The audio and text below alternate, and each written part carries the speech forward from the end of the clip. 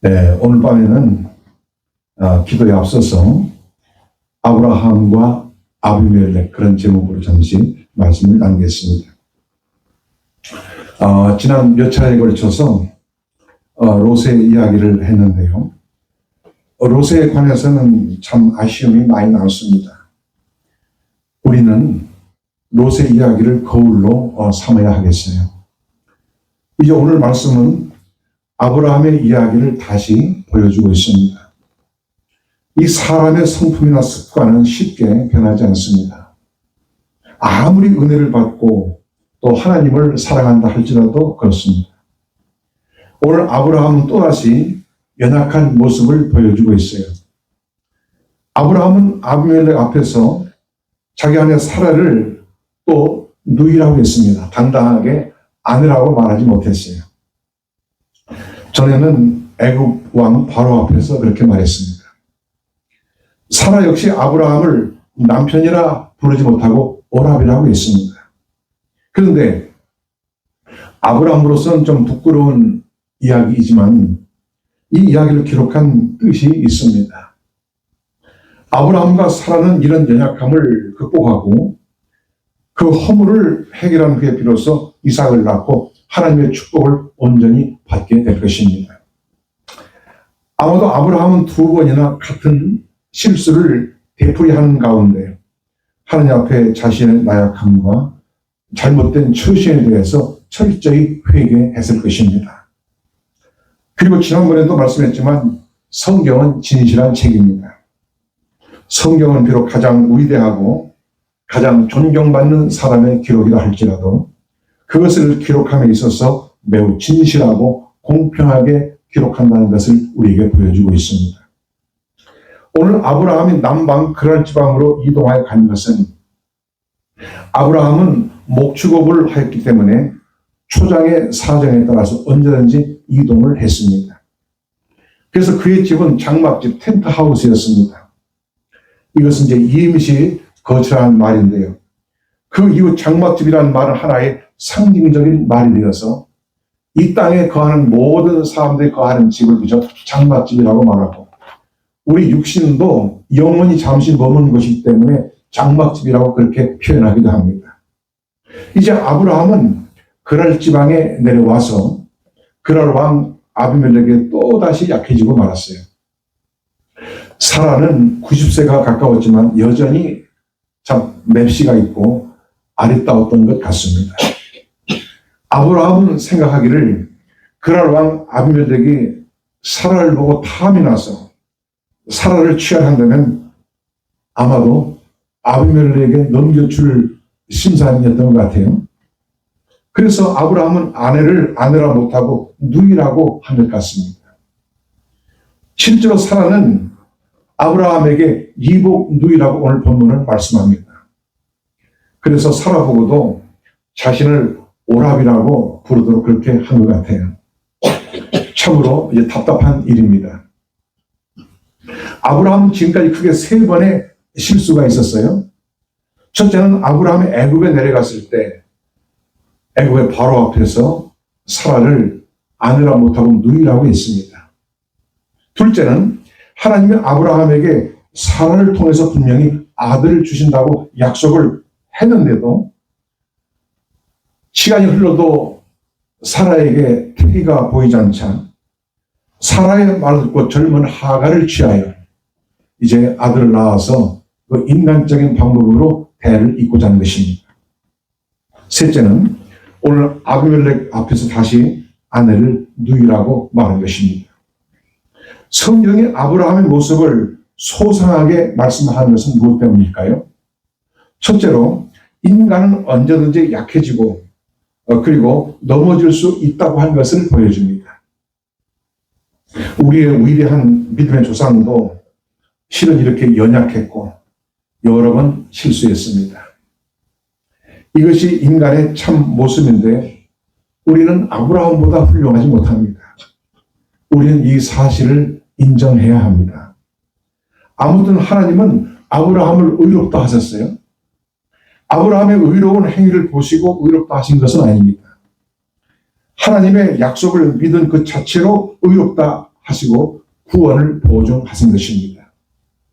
사실 그 믿음이라고 하는 것도 100% 완벽한 믿음은 아니지만 그래도 하나님은 아브라함의 그 믿음을 인정하시고 의롭다 하셨습니다. 디도서 3장 5절에 우리를 구원하시되 우리의 행한 바 의로운 행위로 말미암지 아니하고 오직 그의 긍휼하심을 쫓아 중생의 씻음과 성령의 새롭게 하심으로 하셨나니 이렇게 말씀합니다. 과연 하나님의 긍휼과 거저 주시는 은혜가 아니면 의롭다 할 자가 누가 있겠습니까?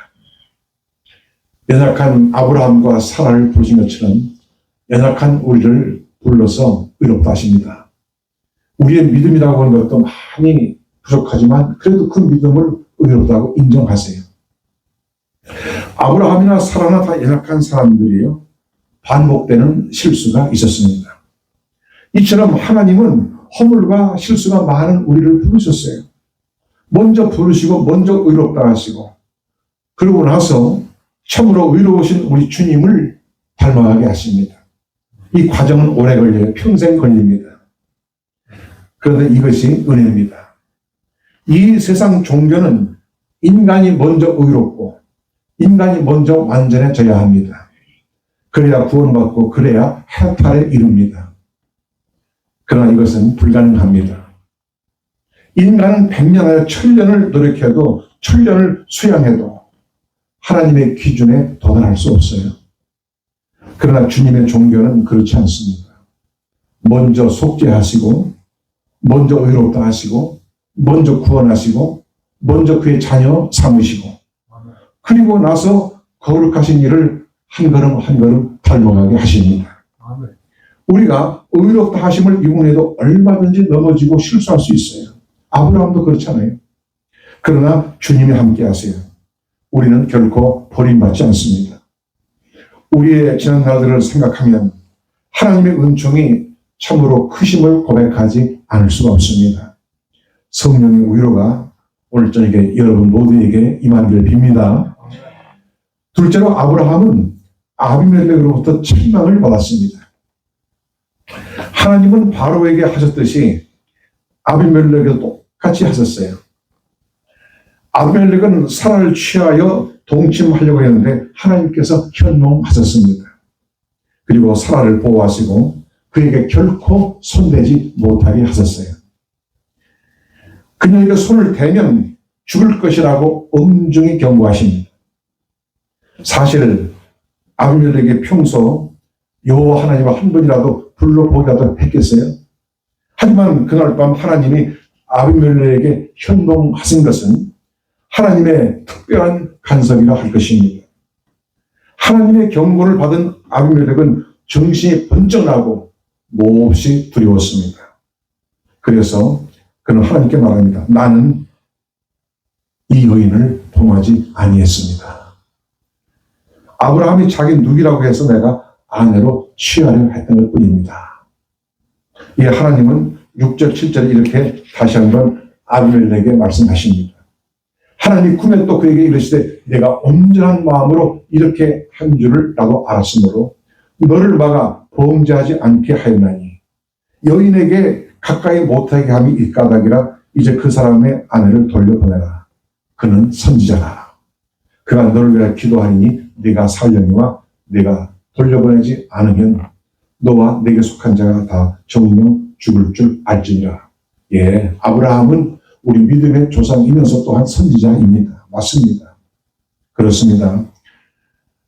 선지자라 하시면 그만큼 아브라함은 하나님의 특별한 사람이라는 뜻입니다. 이러한 하나님의 경고는 아비멜렉과 신복들에게 큰 두려움을 갖게 했어요.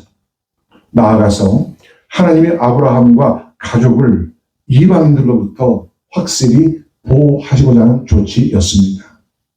하나님의 자기 백성에 대한 그 은총은 이렇게 각별하고도 큰 것이었어요. 그러나 하나님은 또다시 이방인들로부터 책망을 받아야만 했습니다. 본문 9절로 10절에 아비멜렉이 아브라함을 불러서 그에게 이르되 내가 어찌하여 우리에게 이리 하느냐? 내가 무슨 죄를 내게 범하였건대 내가 나와 내 나라로 큰 죄에 빠질 뻔하게 하였느냐. 내가 합당치 않은 일을 내게 행했다 하고 아비멜렉이 또 아브라함에게 이르되 내가 무슨 의견으로 이렇게 하였느냐. 이런 책망은 아브라함에게 아주 뼈아픈 것입니다. 우리가 같은 믿는 사람들로부터 책망을 받는 것보다 하나님을 모르는 불신자들로부터 책망을 받는다면 이것은 부끄럽고 아주 뼈아픈 일입니다. 그러면 왜 이런 일이 일어났을까요? 11절로 13절에는 아브라함의 변명이 나타납니다. 우선 11절로 12절에 아브라함이 가로되 이곳에서는 하나님을 두려워함이 없으니 내 아내를 인하여 사람이 나를 죽일까 생각하였으며 또 그는 실로 나의 이복 누이로서 내 처가 되었음이니라. 이렇게 아비멜렉에게 이렇게 변명을 합니다. 또 13절에 가서는 하나님이 나로 내 아비 집을 떠나 두루 다니게 하실 때 내가 아내에게 말하기를 이후로는 우리의 가는 곳마다 그대는 나를 그대의 오라비라 하라. 이것이 그대가 내게 베풀 은혜라 하였노라. 아브라함의 변명을 보면은 하나님을 모르는 이방인들을 몹시 두려워한 것 같습니다. 이것 또한 아브라함의 연약함이에요. 아직 그의 믿음이 그만큼 단단해지지 못했다는 증거이기도 합니다. 지난번에는 가병을 데리고 나가서 사접해 간 롯을 적군을 파하고 구출해 오기도 했습니다. 그런데 그런 용기는 지금 보이지 않습니다. 아무튼 사전에 아브라함과 사라는 이렇게 서로 말을 맞추었어요. 오라비라 하게 하고 누이라 하도록.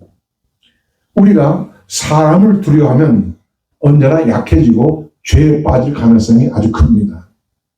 마태복음 10장 28절에 예수님께서 말씀하셨어요.